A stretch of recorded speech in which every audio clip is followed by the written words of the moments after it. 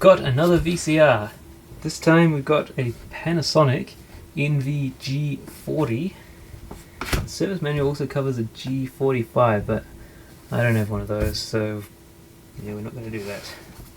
This is interesting because previously on the last video we looked at the G30 and saw that it has transformer based power supply. Seemed like it had gone back a step. As this now G40, it goes to a switch mode power supply. It seems to be some kind of hybrid between the older and the newer G series. So there's features listed. Interesting, there's technical information. Opening up the chassis to look inside there. Using the head puller to replace upper cylinder. Head drum. Cleaning the digital scanner. We haven't looked at one of those yet. I need to find that stuff so we can look at it. Features: 1 month timer, auto operation, super one touch timer recording, high quality picture, lap timer, infrared remote controller, digital scanner, time search. You can enter the hour, minute and second of the scene and it will go there. That's quite nice. Now, interesting, if we had the G45 model, it has super still advanced and double superfine slow playback, whereas on the G40 it's just super still advanced and fine slow. It's not double super fine, and the reason for that is that the G45 is a 4-head, whereas the G40 is a 3-head, so it's missing the extra head which will provide better resolution or more lines. Gives double the amount of lines when doing the slow motion playback. Slim design front loading, multifunction display, picture sharpness, video program system. An extremely convenient system which assures that the TV programs you have programmed for time recording will be recorded exactly from the beginning to end, even if the actual broadcasting time is different from the scheduled time. Really? How does that work? Does it somehow check for ads? That's extremely convenient. How does it do that though? I didn't even know that was a thing. Exciting. Modern technology. I don't know, I didn't think this would tell you about that, would it? That would be more in the training manual. Maybe it would tell you how that is achieved. So it goes through taking it apart. Color and length of screws, nice. This one seems to have the G mechanism. It does. G mechanical chassis, so it's not that similar to the G30, which didn't have the G chassis. Just thinking about things because I know what's about to happen. So all the usual bits and pieces in here, block diagrams, schematic diagrams, then exploded views and parts lists. As we've been through before, but what we really want to do is have a look at the actual thing. That's what we came here for, right? So it's missing its flap. I don't know why or where that went. I don't think it was ever there when I've owned this. It says something there, no video C not head. No video color not head maybe. Not head, there is no head on it. It's got the most of it, just not the upper cylinder. So we might have to do something about that to try it out. Back to the old days of knobs for tracking. Interesting. Slow tracking and regular tracking. Got the TV tuner controls for setting the tuning. The timer and clock controls. Then the tape transport controls, channel selector for the tuner. The one touch timer recording, TV, VTR selection. Then again the power standby switch on the right here, and then the counter controls there. Looks like it only has one display, so you got to choose whether it's doing the clock or the counter. On the back here is RCA audio and video inputs and outputs, test selection, vertical lock control. We've got trim pot under there, the RF in and out, and got the AC input cable, removable, switch mode power supply. You can see one of the caps in there. So it's one that goes horizontally inside it. Horizontally? I don't know. Anyway, I'm going to take the top of this and see what's going on inside. It's one of the newer models that I wasn't so interested in, so it might never have been touched. Oh, lots of good rust in there. Interesting, this cover is a lot more elaborate than what we've seen in other machines. I also think this mechanism is quite a bit different. Maybe this is a fairly newer machine. No video head, so someone's taken it off. It's got quite a bit of cat hair, some kind of animal here.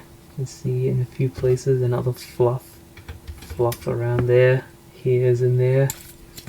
This mechanism looks quite a bit different to the others. It's a newer G mechanism. You even got switch mode power supply there. Okay, perhaps should we turn this on briefly to see? I'll plug it in and see if it turns on and then decide what to do. Turns on 1988 apparently. Okay, put this tape in. Empty tape. Let's see.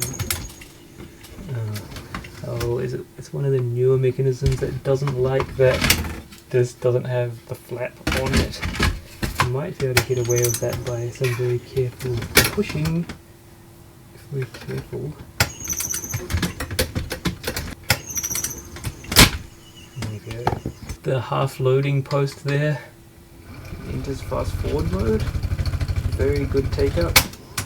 It enters rewind mode. There is a problem here. When the machine is doing stuff, it powers off briefly, so I think the caps in there are on their way out, so it might not be able to do much. And it still manages to enter play mode. We might be able to get it to limp through. Don't know where the eject button is on this. I missed that, but the eject button's there. Strange. You see that the clock is going off and resetting when the motors are operating? Yeah, so that suggests capacitors in the power supply have gone bad and the power rail is either too noisy or sagging when the load goes up. Alright, so in the meantime or what? We'll take it apart the rest of the way and investigate what's inside, and then we'll see if I can find a video head that we can transplant onto there, either the whole head drum unit or just the upper cylinder part. If we can find the whole unit, that might be easier. That will definitely be easier, as long as we can undo these two quite difficult to undo usually screws.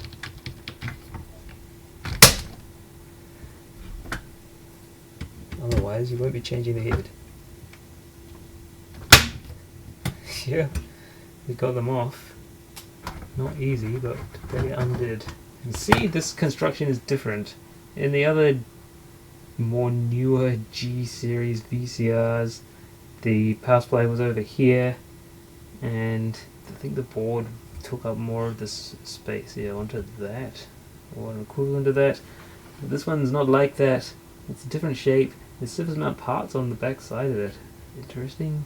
I think we saw that on earlier models. And half the board is down the side there, so just get it to fit in. It's been made as one panel, and then links have been soldered across, and then it's been broken off with these mouse bite things and then bent around. Good way of manufacturing it when it's all of one piece, so that it gets manufactured as one flat board, tested as one flat board, and then folded down for final assembly. Do that with rigid flex boards. Pretty nice. Good to have them flat when you're putting them on test fixtures. Makes probing a lot easier. Okay, we'll take the bottom off. Oh, that is a bit different. Yeah, might be hard to find a replacement then. So yeah, the G mechanism, but slightly different. So grab another mechanism and have a look at how it compares. Another thing, if you want to get some JIS screwdrivers, notice this set is fairly readily available on eBay from Japan. So you can get the common sizes 00, 1 and 2, and it's got a little handle, and it'll fit with other type of driver things because it's a standard shape that's common these days. So you can do all your screwing and unscrewing with proper JIS bits, which will fit nicely and not destroy your screw heads. It comes with this nice little holder. So yeah, grab one of those if you need some JIS stuff. Thought I was going to have to record all that again, but I think it might be passable. Although not really, but too bad, because I've already done it and don't want to record it again. I forgot to wear the microphone, it was just sitting over there. But in previewing the file, it seems to be not too bad. I'm trying to think what can I get another head out of to put in this place that doesn't involve dismantling something, because that's going to be a hassle. So I found this crusty thing which we got out of one of those G25s that we were looking at the other day, and it's really dirty, full of crust. But yeah, this is one of the original type G mechanisms. You can see there it's quite similar, but not exactly the same. I'm wondering, will that head be compatible? It might be, although that's a 4-head one, I think. Interesting, that is flat, whereas it has a joggle. I don't know why. Is there something that goes under there? I guess it's just a slightly improved or enhanced design. Generally the same, but slightly different. Okay, might as well take the front off while we're here. Yeah, that's what we're doing, isn't it? We're taking the front off, getting everything else out. We're going to have a good look at it. Then we'll see if we can get it to work. Sorry about the sound being a bit bad. It's the start. That's just what happens sometimes. We're trying to rush everything, but please don't have to put this back together and then pretend that we're opening it for the first time again. It gets pretty annoying if you have to redo something. It's just as well I'm using a more omnidirectional microphone and noise cancelling software now, rather than before when it was that very unidirectional one, because that probably would not have worked because it would be pointing in the wrong direction. Okay, we should be able to hinge this out now. I think these, yeah, have to release the bits of the front.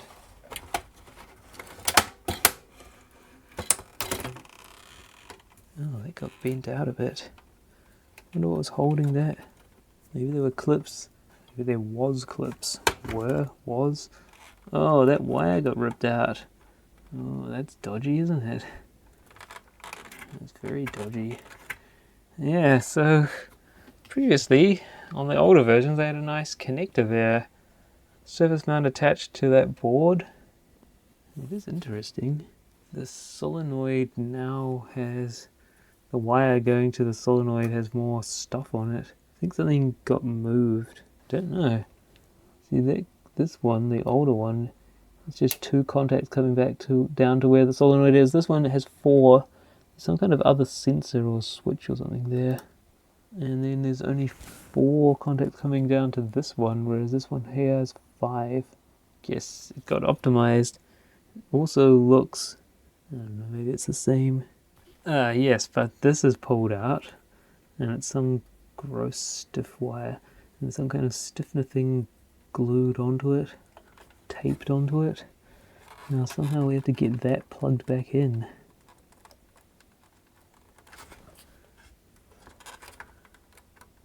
What a terrible thing. Why would you use that to connect stuff up?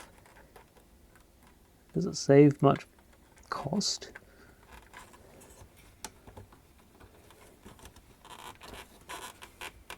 Know what holds it in. It needs to just pull out now. I guess it needs the ends pushing down. I guess it just yoinks out if you're not careful. Strange thing. The wonders of modern technology. Look, there's the same thing at the other end here. Okay, let's see if we can get the head amp part off and then have a look whether the other one would connect onto it.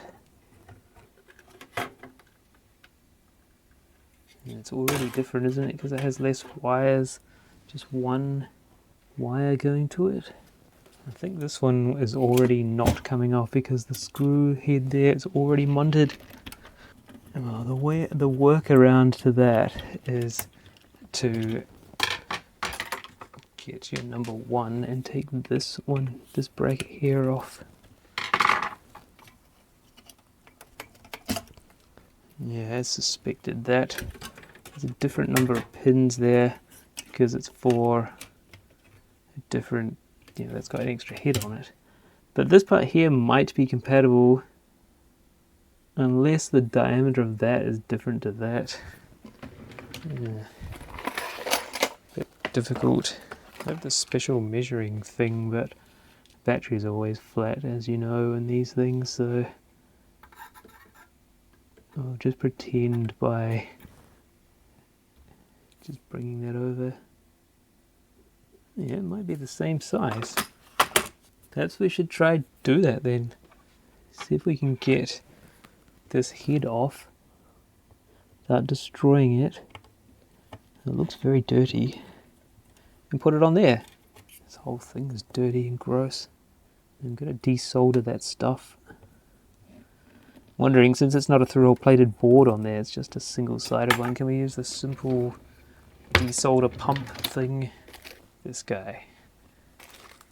Maybe put a bit of fresh solder in there to loosen it up a bit.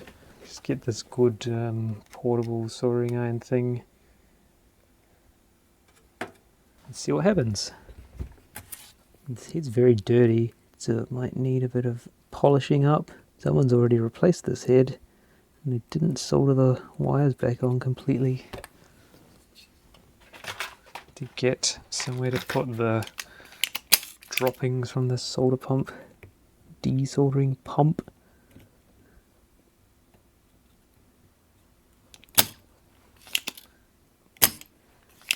Yeah, it comes off real nice. Good. Okay, so that should get out of the way now. Don't have to desolder anything on the other side.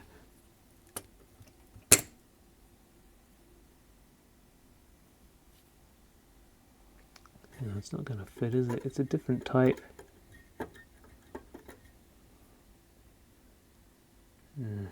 That's a shame, because the wires are further apart on that one, like further out. I don't know what machine what do I have from those previous models that have got a head like this in them? I don't know. It seems more like the older style ones, but it's also 3 head, not 2 head. Don't know. Maybe it has to just not work. We can look in the G30 and see if that's got a head that's the same. I'll take a look. Alright, so I've yoinked the head off of that nice working G30 machine that we were looking at last time, and we'll see if that will fit on here. I think it will. It looks a lot more similar than the one we just tried, and we've also worked out how to work out, I've realized how you know which way round it goes. There's a white shaded part on this side which matches the white shaded part on this side. So in theory, they just line up and then everything's great. Or not. The top side went in properly, but getting these to line up is going to be a hassle. Because there's no way of knowing that it's lined up until you're pushing the head down onto it. And when you're pushing the head down onto it, like no way of getting in there and adjusting the alignment at all. You're just hoping. Still something off of that one. Okay, so we've got those screws and then we solder it back. And then we'll see if it does anything, but maybe we should have read the instruction on the front which said that the problem is not the head. Anyway, we'll just see what happens. And then maybe we'll put the head back onto the G30, I guess, because it worked better on there. We're going to have to clean the head significantly, because it's been touched by my gross fingers in the process of trying to get it off and then put it back on. Oh, those are the ones you don't have to solder, because there's no head on that one. Alright, get some cleaning stuff. The whole thing was kind of dirty, wasn't it? Just wipe the sides where the fingerprints were, and then we'll clean it properly. That post, everything's dirty in this machine. Alright, that's probably clean enough. Oh, there. We'll just clean the head with a strip of paper. Alright. Not very much came off that. Shall we turn it on and see if it runs now? Get a video out. Connected in anticipation. That little thing. Let's see. Is it sad now? Probably.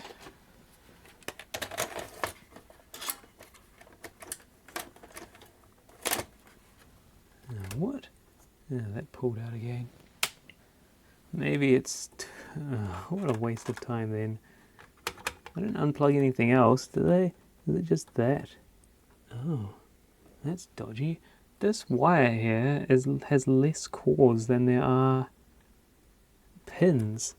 So I think I might have connected it up offset. Didn't realize that before. What if it tells you about that in the manual? That's quite dodgy. Why is that? Critical instruction. Do not plug that thing in round the wrong way in the wrong place, otherwise you'll ruin this whole thing. Too late. How would you know how to connect this? All the block diagrams, schematic diagrams. That's something that tells us how to plug stuff back in. I thought that would be in there. Doesn't really go over wiring, does it? I don't know. Doesn't tell you how to plug that in. Well, not on any of the pages I've looked at. Thought that would just be part of this deal in here. That's test point locations. They think it's not going to come out. So, guess it's not there. Now it's decided to go in really tight. That. Guess so. Okay, you have to put it with the unused pin on the right hand side. And then it's happy. Alright then.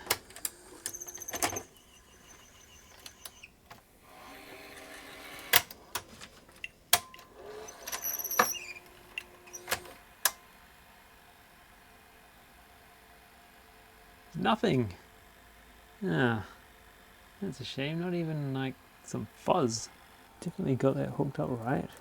Guess it was right then. What it said on the front, no video, and it's not the head. Oh, it's in brackets. That's what that says, isn't it?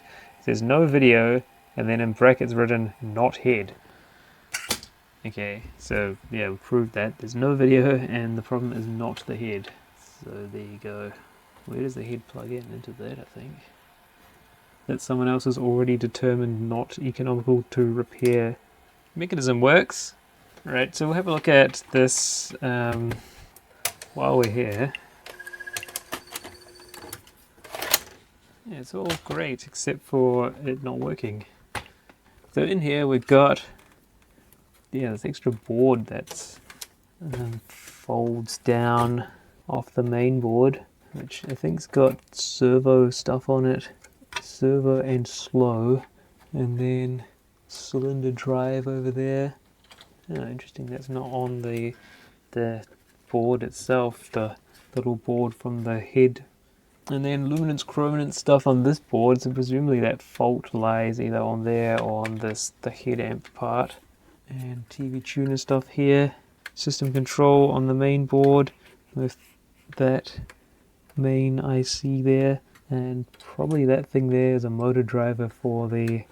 Does it have any other motors? No, it doesn't. Okay, so it's not a motor driver, that's something else. Oh, that must be the audio section. Yeah, that's the audio stuff there. And that IC and the components around it, because that plug there is coming from the audio head. Now, is this a through-hole plated board? I don't think so. It's double-sided though. Let's see there on the front, the timer board. which has a microcontroller again on it behind the VFD. And that clip thing there doesn't go through the main board, it just rests on the top of the chassis there. Oh, what's that? Was that shorting on something while we had this plugged in? Yeah, maybe we should be careful about stuff like that. I wonder if it would work now. It's not gonna work now. We already know it doesn't work. Let's just try it anyway, just because stupid things like that can ruin the fun.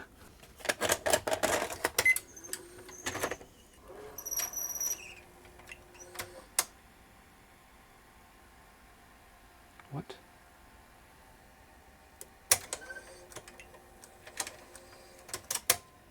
Why was the tape moving?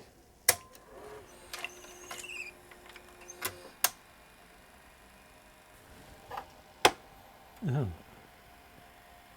Yeah, something's up with that. Not quite hooking itself into the right place, but yeah, there's no video out at all. The signal is just gone. So maybe it's a bit further up the line that there's a problem, that the video signal doesn't make its way out for some reason. Maybe it's to do with switching between the TV VTR, like the TV tuner, and the VCR output. Anyway, I don't know. Oh well, I was thinking maybe we can get this head back into the G30 now that we've proven that this one is not working. And yeah, it's got that power supply problem as well. You hear it clicking away when the mechanism is moving. Perhaps we should take a look in the power supply as a final bit, just to see what the deal is inside there. A couple of screws. Oh, it's all open already. Oh, is that wobbly because its guts have already spewed out of it? Could be.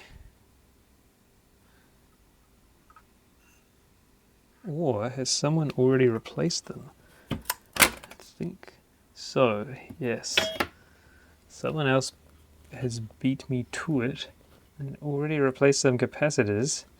See, pretty crusty stuff in there. Yeah, so those have already been replaced, and that's a Jamicon brand, which is presumably now going bad as well. Or other capacitors are going bad. Oh, all the caps have been replaced. I wonder if I did that. Maybe. Don't know. Can't remember it.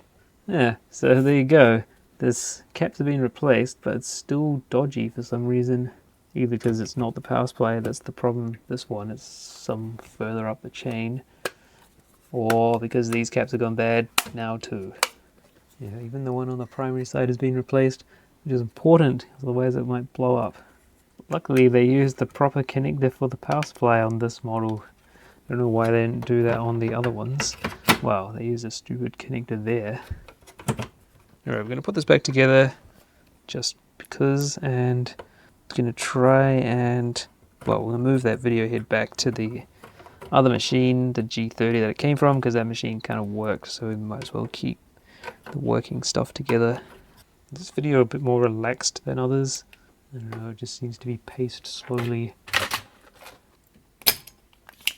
Okay. In theory, that's good enough. Just make sure all the legs are free. No, they're not all free. I must have got lucky on the first go, doing them 2 at a time. Alright, let's pull this off. And then we put it in the other machine. Back again. So I guess we're done with this now. That's the thing, the Bung G40. Yeah, that seems to be cross-threaded. That's annoying. I don't know why. Is that screw ruined? Wow, yeah, that's not going in. That is unusual. Yeah, that screw might be bung. Guess we don't need to put that back in then. Alright, we're going to get the G30, put that back together just to make sure that we haven't ruined everything.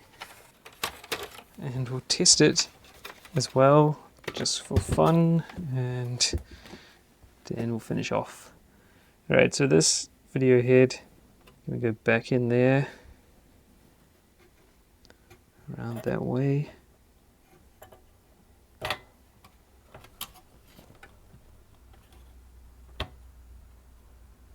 Good. It's probably a good idea to do the screws up before soldering it, because that way everything's sitting in its final position and you're not going to crack the solder or stress the connections by doing up the screws later after soldering them. Good.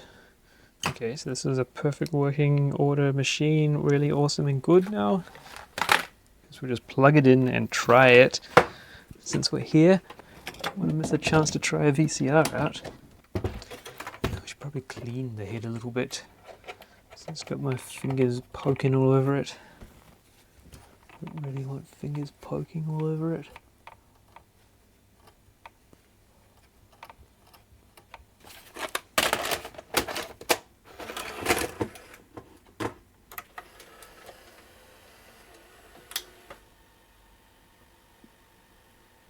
Great, still in perfect working order. Amazing. So we didn't ruin it after all that fiddling around we did to it. At least one thing works today.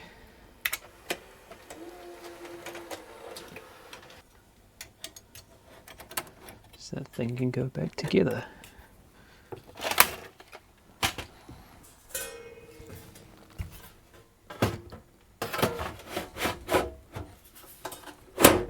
Great, so that's the G30 up and running again.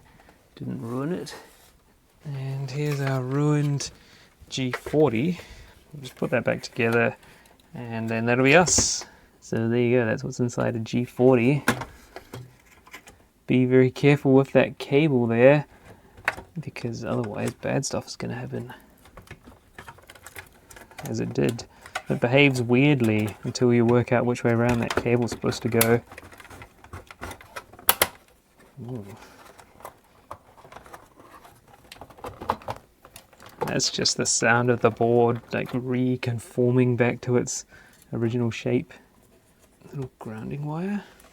Oh yeah, and that doing stuff. Oh, did we snap the board off there? Were we supposed to undo that? Looks like it. Oh, it's not a red screw, was it? Does that be... Oh dear. Interesting. I wondered... Yeah. Someone's put not a red screw there, and because of that I just ignored it. Oh well, these things happen. Maybe that's why it didn't work. I don't think so, it's just a ground that got broken out. Those are not the ones, are they? Because, I don't know, the front had 3 red screws. So we've got these, oh yeah, these shorter ones will be the front ones. I don't need that thing on anymore. Okay, put the front back on. Then there's 2 screws with a flanged top to hold that on. Although that one is just for the mechanism. And on the bottom, oh, I hadn't done that up yet because I hadn't decided whether that was the right one or not. Yeah, it's the right one. It'll be the right one. Does that go there? I don't know, I don't think so. We're missing something. Did I ruin something in the process? Why are there extra screws? These ones go in the back. Those do something. Ah, those 3 were the ones that held that metal cover down, weren't they? Yeah, there's the 2 from the video head. And there's the grounding strap thing from the video head. Like static charge discharging doofy. Now we've lost whatever was holding down the head amp. Somehow I've lost it. Is that because I was trying to install that somewhere else? Ah, it uses different screws. Unless I'm just putting the wrong thing in. Yeah, they're coarse threaded ones, not the usual fine threaded ones. Ah, that's why that other one didn't fit. Okay. And that makes sense now. I think, maybe. Maybe they just faded. Anyway. Bottom panel, cover. Second to last. This machine's the second to last of the G series that I've got here to take a look at. So next time, presumably what we'll do next time is look at the last one in the G series that I've got. That screw doesn't... Oh, that's not the hole, is it? So that'll be a bit sad, won't it? End of the G series. Although, we've got plenty of others to look at, so don't worry about that. And got some screws on the back, which hold the back panel thingies in. And this rusty cover. Bizarre. What is this all about? Is that because they needed to shield, like, ground between these three things? Presumably that's got something to do with it. Is it really the screws that went on this? I don't know about that. No, I think it was. I think we've messed something up there. These were in it originally, weren't they? They were just kind of half in. No. No, it's the ones that I put further down on the head amp that were there. Or is it? It definitely wasn't these, because they don't go in properly. We can make it go in. So it's been a bit more confusing than usual. Yeah, I'm pretty sure it's meant for the other type of thread. Oh well, there you go. That's a weird haphazard look at the Panasonic NV-G40 VCR. That this one has some kind of problem that someone else seems to have already determined and written down and presumably wasn't able to fix. Interesting, maybe. See you next time for the last G series VCR that I've got.